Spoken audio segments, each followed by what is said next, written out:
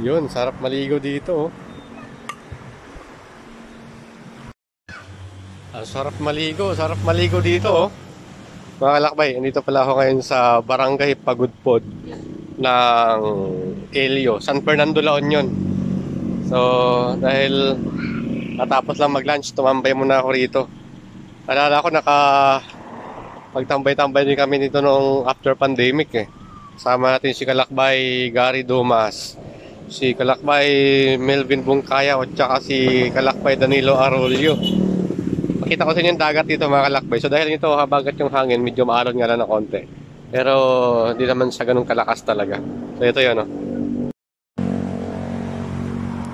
Yun, sarap maligo dito, oh. So naalala ko, doon kami noon ng nag-check-in sa part na yun. Tapos doon din kami tumambay noong time na yun. So ito pala dahil habagat ang bahagi ito yung Elio, kaya medyo maalon. Bata, ligo lang mag-isa, oh. Sarap maligo.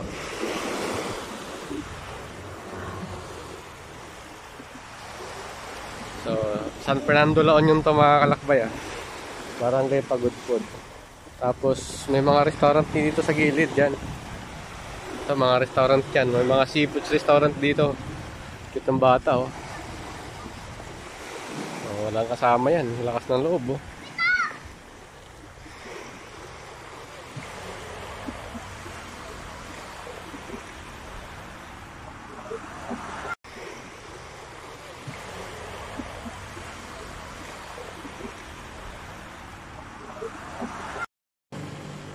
Sarap sana maligo eh, no?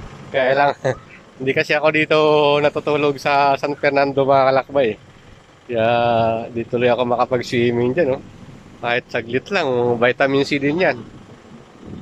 Balikan lang kasi ako, nagbe-base ako ng Dagupan City. Kaya hindi ako makaligo rito. Although may dagat din naman sa Dagupan, kaya lang hindi ko alam kung saan banda yung lusutan doon eh. So karamihan kasi mga private na yung daanan, so hindi ko alam doon. So pero nakikita ko kasi pagdaan mo sa highway, nakita mo yung karagatan ng Dagupan City. Dito sana, pakakataon na sana to, oh. Kaya lang, sayang. Hindi tayo naka-check-in dito sa lugar na to. Kaya, i-feel ko na lang muna yung simoy ng hangin, yung amoy ng dagat. Tsaka, dito ngayon pala sa norte, mga kalakbay, sobrang init. Sobrang init ng panahon dito ngayon.